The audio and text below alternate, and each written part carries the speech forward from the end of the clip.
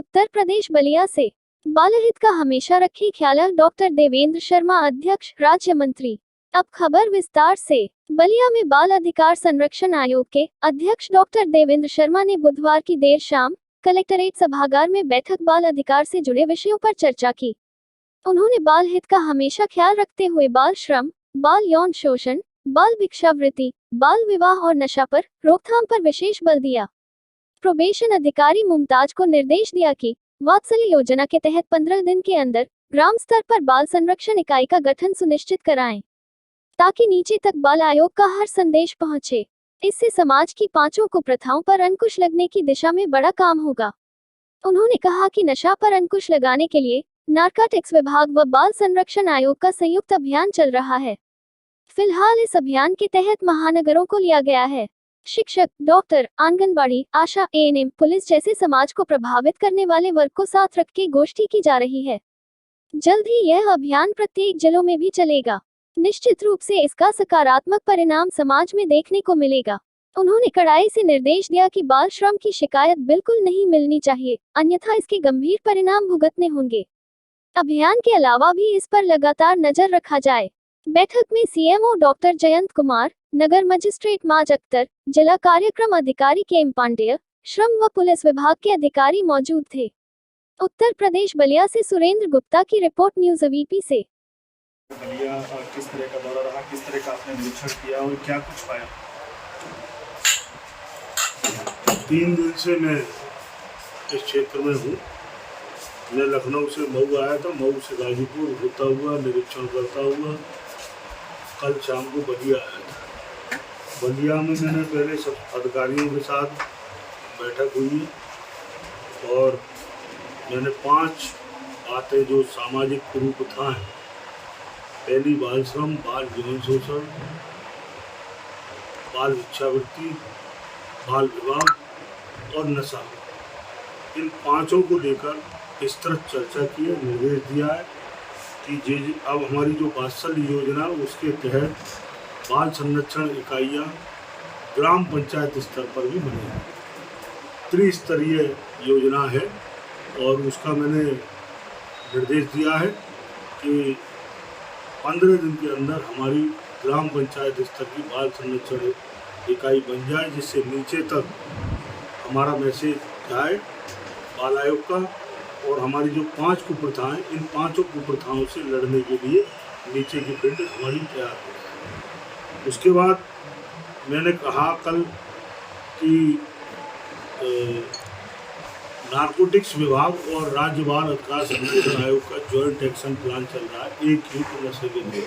अभी हमने इस अभियान के तहत महानगरों को लिया है और महानगरों में हमने अभी तक 11 जो बच्चों को प्रभावित करने वाला वर्ग है, जैसे कि हमारे शिक्षक है, हमारे डॉक्टर्स है, हमारी आंगनबाड़ी है, हमारी आशा है, हमारी एएनएम है, इन सब लोगों और हमारी पुलिस, इन सब जो बच्चों को प्रभावित करने वाला वर्ग है, इसको साथ रख के हमने गोष्ठी की है 11 जिलों में। अभी तक 12वां हमारा आगरा में गोष्ठी होने वाली है, जिससे बच्चे नशे में न पड़ें। उसके लिए एक अभियान हमने पूरे प्रदेश में प्रारंभ किया है और अभी हम महानगरों से नीचे इसको उतार रहे हैं। दूसरा, हमने कड़ाई से निर्देश दिया कि बाल श्रम बिल्कुल नहीं होना चाहिए।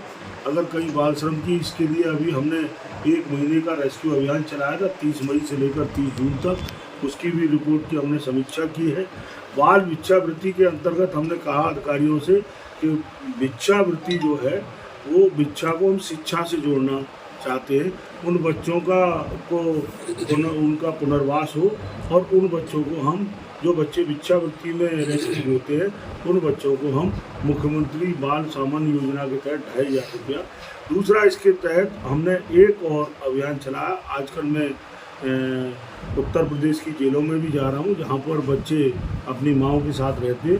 वहाँ पर क्रैच की व्यवस्था, बच्चों के पढ़ने की व्यवस्था और दूसरा झूले लगाने की व्यवस्था जहाँ जहाँ नहीं है, वहाँ मैं पीएसए को निर्देश देकर झूले लगवा रहा हूँ। दूसरा, जो अल्पवयस्क अपचारी बच्चे हैं 18 साल से लेकर 21 साल तक के, उन बच्चों की पढ़ाई की व्यवस्था क्या है, टीचर की व्यवस्था वह जेलों में है कि नहीं, उसकी भी मैं चिंता करने का काम कर रहा हूँ। और शिक्षक से भी मैं जानकारी लेता हूँ कि बच्चों का कितना इम्प्रूवमेंट हुआ है। दूसरा मैंने एक कड़ाई से निर्देश दिया है कि हमारे जहाँ जहाँ भी संप्रेषक गृह हैं वहाँ पर बच्चों के इम्प्रूवमेंट के लिए अपने अधिकारियों को सप्ताह में एक अधिकारी जाएगा, वो बच्चों को इम्प्रूवमेंट करेगा कि बच्चे कैसे आगे बढ़ें और जो हो गया है उसको बीते हुए कल को भूलें और वर्तमान में अपने को जिए, इस तरह की भावना लेकर जा रहा हूँ।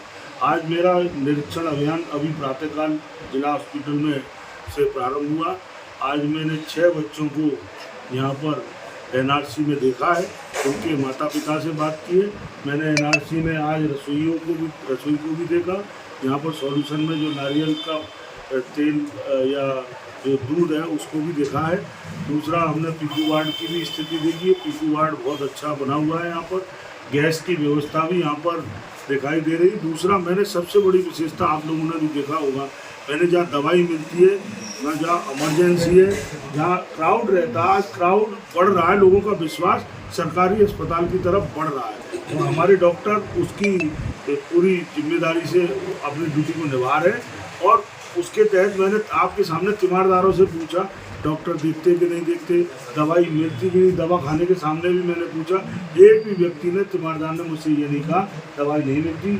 हमारे डॉक्टर्स पूरी तरह से मुस्तैद है, किसी ने मुझसे कोई शिकायत नहीं की। हाँ, एक ध्यान आप लोगों ने मुझे इंगित कराया, कहीं कहीं नाले चौक है, उसके लिए मैंने कड़ाई से निर्देश दिया है कि साफ सफाई की व्यवस्था दुरुस्त करी जाए। और मैं यहाँ के अपने नगर पालिका के जो हमारे ईओ हैं उनको भी आज ही निर्देश देकर अपने डीपीओ से कहूँगा कि उनको निर्देश दें।